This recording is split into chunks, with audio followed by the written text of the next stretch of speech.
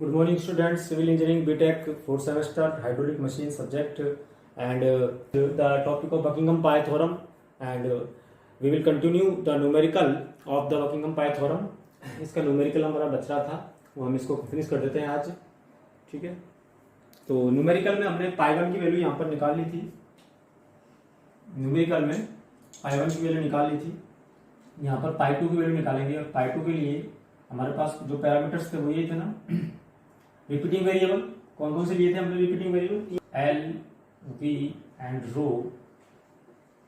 ये हो गया A2, B2 एंड C2. ठीक है, तो ये पाई टू की वैल्यू थी. यहाँ पर पाई टू की वैल्यू आ रही है. ठीक है, देख रहा है. पाई टू एक डायमेंशनलेस टर्म है, इसलिए इसकी जो डायमेंशन होगी वो M0, L0 and T0. L की डायमेंशन होती है L1 ओनली, इसकी पावर A2, और L की बात करें मीटर पर सेकेंड, ये हो गया इसकी power B2. Density mass upon volume M1 L-3 लगाते हैं पर. ठीक है, पावर C2, और जो म्यू है उसकी जो डायमेंशन होती है M1 L-1 T-1 होती है. ठीक है, ये चीज़ हो गई. इसको फिनिश कर देते हैं आज इस न्यूमेरिकल को.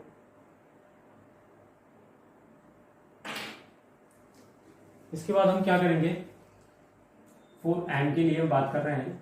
एम के लिए तो इसकी जो पावर है एम की वो क्या है 0. तो यहाँ पर एम की जो पावर है उसके जितने भी एम की पावर बेस समान है तो पावर सेट होगी ना यहाँ पर. तो एम की पावर है C2 + 1. C2 + 1. फॉर एल के लिए हम बात कर रहे हैं तो एल की पावर 0 के इक्वल टू क्या है इसमें A2 है प्लस B2 हो गया, प्लस B2 है, और माइनस C3 है, 3C2 है, माइनस 3C2 है, मल्टीप्लाई हो रहा है ना ये, प्लस और माइनस के 1 ये हो गया. ठीक है, तो बस कुछ नहीं है, बहुत सिंपल चीज़ें हैं.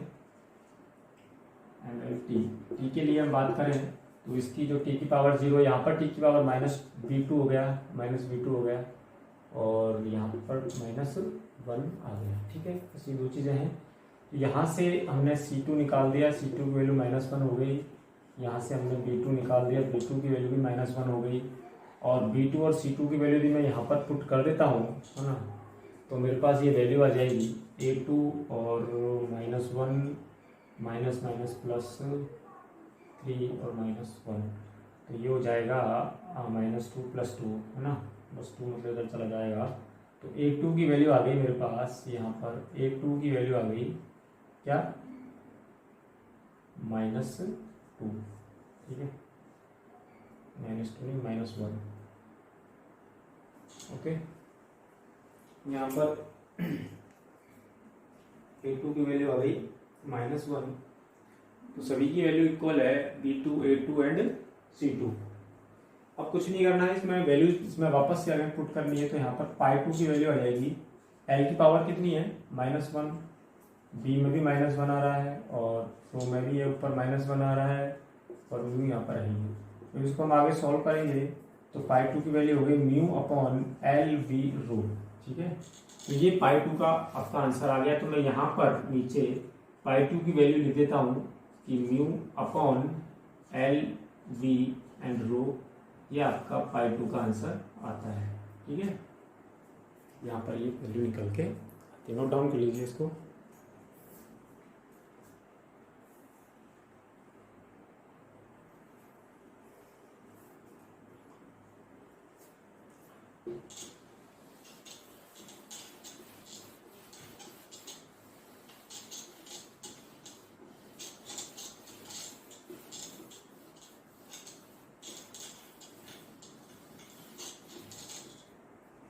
ठीक है, उसके बाद बात करें किसकी, पाई 3 की.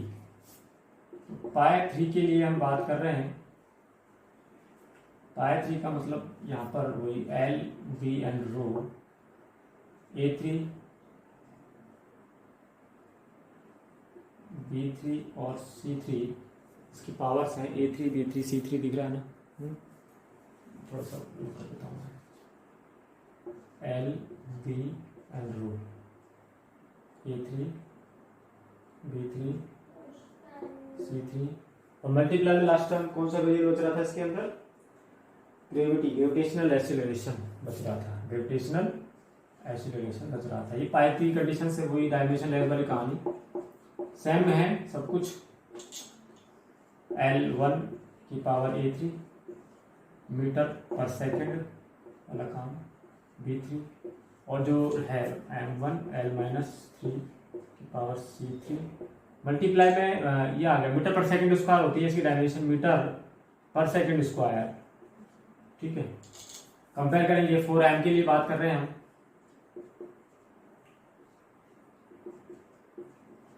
M के लिए 0 इक्वल टू इसके इक्वल क्या है, M के इक्वल है -C3 माइनस सॉरी M के लिए ओनली C3 है, C3 ओनली C3 है इसमें, बस और कुछ भी नहीं है, मीटर पर सेकंड बचा है इसमें, ये नहीं, ठीक है ना। और L के लिए हम बात कर रहे हैं तो L के लिए 0 इक्वलेंट L की वैल्यू हो गई A3 माइनस B3, ठीक है, -3C3 +1। और T के लिए हम बात कर रहे हैं T इक्वल टू 0 की T की पावर 0, यहाँ पर T की पावर कितनी -B3 और इसके बाद T की पावर -2 ओनली, ठीक। इसको सॉल्व करेंगे तो यहाँ से B3 की वैल्यू आ गई आपके पास -2, C3 0 हो गया, B3 की वैल्यू -2 +2 और +2 और 1 +3, तो A3 की वैल्यू यहाँ से निकल के आती है -3। नोट डाउन कर लीजिए, यहाँ तक ये वैल्यू जो हमारे कंप्लीटली निकल के आती है।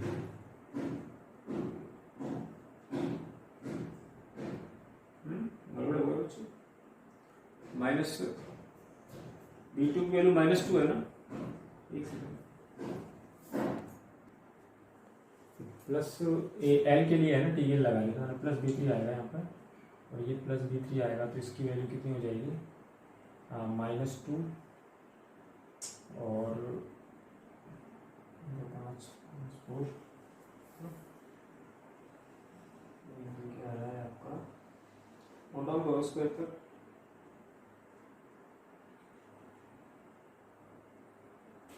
वन, ठीक है।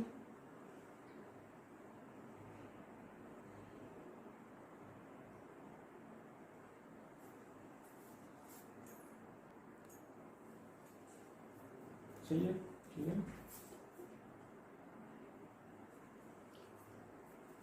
A3 की वैल्यू हो गई 1। अब इन वैल्यूज को हम पुट कर देते हैं वापस से, I3 इक्वल टू L की पावर A3 1 हो गया, V की पावर B3 -2 हो गया और रो की पावर C3 0 है मल्टीप्लाई में, तो इसकी रो किसी की पावर 0 होती है उसकी वैल्यू 1 हो जाती है, ये आ जाएगा G अपॉन नीचे आ जाएगा LV², ठीक है।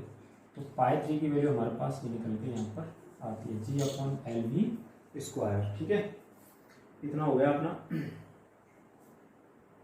सॉरी L तो माइनस में नहीं है ना, ऊपर ही है, L तो ऊपर ही है, LG अपॉन V² हो गया, ठीक है।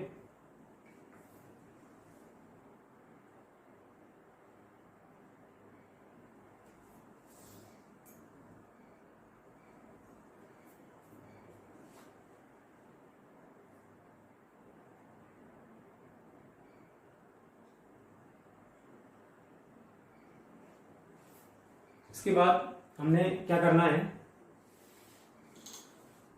जो इक्वेशन थी आपके पास उस इक्वेशन में π1 π2 π3 की वैल्यू पुट करनी है, बस न्यूमेरिकल सोल्व हो गया।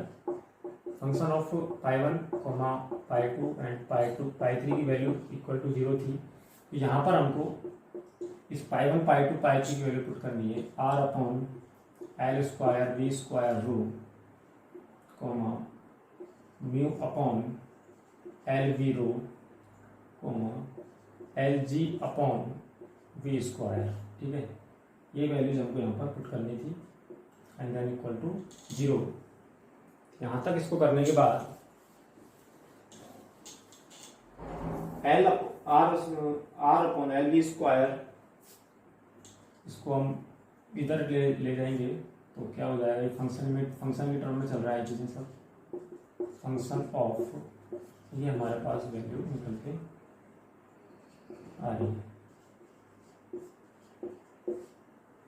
ठीक है,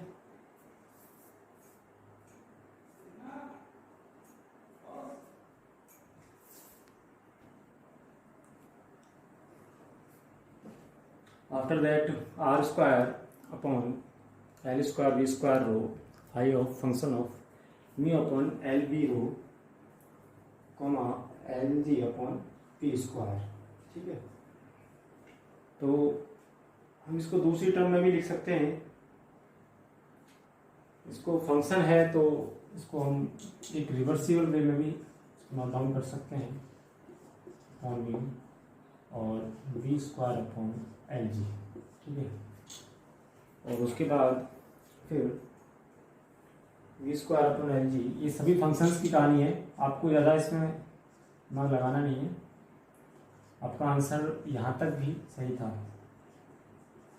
उसके बाद क्वेश्चन से भी आप लेके आ सकते हो अंडर रूट एल जी। ठीक है, तो ये निकल के आता है।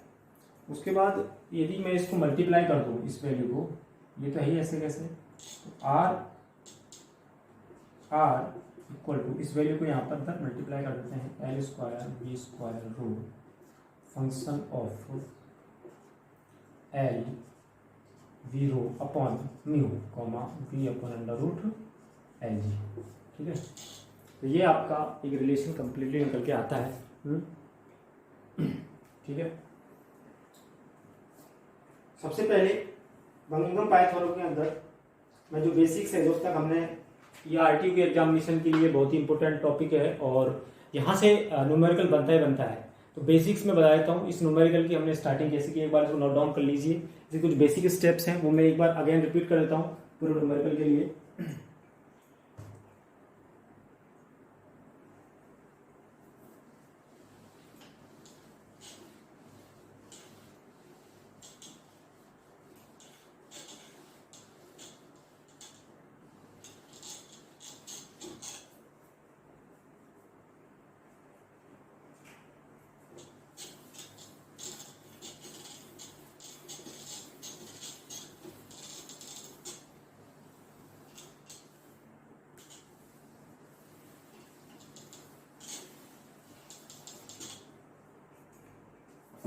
ठीक है, देखो बकिंघम पाई थ्योरम पाई मेथड्स है, उसके न्यूमेरिकल कुछ बेसिक स्टेप्स क्या क्या है। सबसे पहले अपन क्या करेंगे, कोई भी वेरिएबल ले लेंगे, जैसे नंबर ऑफ वेरिएबल्स मान लेते हैं कि कोई, जैसे अभी लास्ट एग्जांपल लिया आपने कि आर आपका जो था वो डिपेंडेंट था, R is a dependent of velocity, density, viscosity, diameter या लेंथ, ठीक है, या ग्रेविटी, है ना, इन सब पैरामीटर्स पे क्या डिपेंडेंट था। लेंथ मतलब आप लेंथ जीरो डायमीटर की जगह पर बस। ठीक है, तो यहाँ पर ये जो रेजिस्टेंस है वो डिपेंडेंट है इन सब पर, तो ये एक डिपेंडेंट वेरिएबल हो गया, है ना। ठीक है, और ये सब इंडिपेंडेंट हो गए। ओके, इसके बाद हम क्या करेंगे, इसको एक ही फंक्शन में लेके आएंगे, R B rho mu L and G, and then equal to 0 कर देंगे। तो यहाँ पर जो नंबर ऑफ वेरिएबल्स हैं वो कितने हो जाएंगे, 6। यहाँ पर जो नंबर ऑफ वेरिएबल्स हैं एन की वैल्यू कितनी हो गई, 6। आफ्टर दैट क्या करना है, इसके बाद अपन को जस्ट इनके सबके अपन को डायमेंशंस लिखनी, जो मैंने यहाँ पर लिखी थी। इन सबकी डायमेंशंस नोट करनी है और इन सबकी डायमेंशंस में एमएलटी आएगा ही आएगा। तो एमएलटी आपके वैल्यू कितनी होगी, फंडामेंटल डायमेंशन 3 हो गई एन की वैल्यू।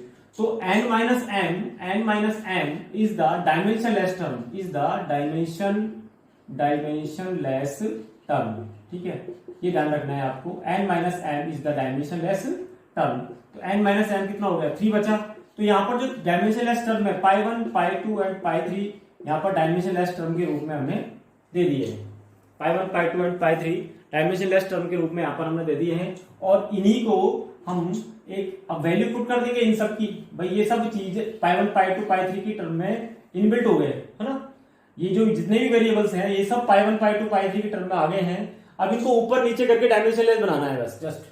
ठीक है, तो फंक्शन ऑफ दीज वेरिएबल्स पाई 1, पाई 2, पाई 3, ये चीज हो गई एंड देन इक्वल टू 0। अब यहां पर आप लोग करना क्या है, पाई 1 पाई 2 पाई 3 की वैल्यू निकालनी है। तो पाई 1 के लिए हम निकालेंगे तो सेलेक्टिंग वेरिएबल्स, पहली बात तो ये कि इसमें सेलेक्ट रिपीटिंग वेरिएबल सेलेक्ट करना जो बार बार रिपीट हो सके। देखो सेलेक्टिंग रिपीटिंग वेरिएबल्स के लिए, सेलेक्ट ऑफ रिपीटिंग वेरिएबल्स के लिए मैंने कुछ चीजें बताई थी। आपका जो रिपीटिंग वेरिएबल है वो क्या निकल के आएगा, जो रिपीटिंग वेरिएबल है वो ये निकल के आता है यहां पर कि पाई 1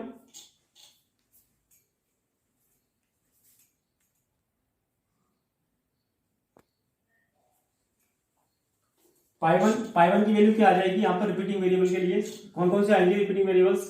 पहले बात तो आर तो आएगा नहीं, आर तो डिपेंडेंट वेरिएबल है इसलिए ये निकल के नहीं आएगा। उसके बाद ये काइनेमेटिक ज्योमेट्रिक क्वांटिटी वाला रिपीटिंग वेरिएबल आएगा। हम यहाँ पर ज्योमेट्रिक एल है आपकी ज्योमेट्रिक क्वांटिटी वाला। उसके बाद काइनेमेटिक क्वांटिटी आपका वेलोसिटी हो गया। उसके बाद डायनेमिक क्वांटिटी या फ्लूइड प्रॉपर्टी जो रखता है, ये आपकी फ्लो प्रॉपर्टी रखता है ना, कौन सा, वेलोसिटी, और ये काइनेमेटिक ज्योमेट्रिक प्रॉपर्टी रखता है। और इसके बाद जो भी है जैसे कि डेंसिटी है, डेंसिटी आपका फ्लूइड प्रॉपर्टी रखता है, फ्लूइड प्रॉपर्टी। तो ये रिपीटिंग वेरिएबल्स के रूप में हम यहाँ पर लिख देते हैं एल वी एंड रो, ठीक है। पाई 2 के लिए भी एल वी और रो, और पाई 3 के लिए भी एल वी एंड रो, ये तीनों चीज लिख देते हैं। और अगेन इन तीनों को हम, तीन वेरिएबल हमारे पास बचे हुए हैं, कौन कौन से, आर, म्यू और ग्रेविटी, इन तीनों को मल्टीप्लाई कर दो और पाई, इसके बाद इनकी जो पावर ऑफ कांस्टेंट लगा दो, सबकी constant power a1 b1 and c1, a2 b2 and c2 और a3 b3 एंड c3। बस पाई 1 पाई 2 पाई 3 की वैल्यू यहां पर आप उनको पुट करनी है। आफ्टर दैट आपका न्यूमेरिकल यहां पर सॉल्व हो जाएगा। इन तीनों की वैल्यू वापस से आप इसमें पुट कर दोगे तो ये न्यूमेरिकल सॉल्व हो जाएगा। इस तरह से बकिंघम पाई थ्योरम का मैंने एक शॉर्ट में पूरा ओवरव्यू दे दिया आपको कि ये क्या है। बकिंघम पाई थ्योरम का जो स्टेटमेंट है वो भी मैंने लिखवा दिया है। स्टेटमेंट क्या कहता है आपका, स्टेटमेंट ये कहता है if there are n variables in a dimensional homogeneous equation, कोई भी इक्वेशन डायमेंशनल होमोजेनियस होनी चाहिए फाइनली। जैसे कि मान लो अपनी कोई सी भी ले लिया अपने equation tau equal to mu dy du by dy, ये डायमेंशनल होमोजेनियस है। इसकी डायमेंशन और इन दोनों की multiply dimension LHS equal to RHS equal to होना चाहिए। If these variables contain m fundamental dimensions MLT, then the variables are arranged into n minus m dimensionless terms, ठीक है। सो बकिंघम पाई थ्योरम का ये न्यूमेरिकल कंप्लीट होता है। Next video में next numerical करेंगे, है ना, ठीक है। So thank you for watching this video, thank you.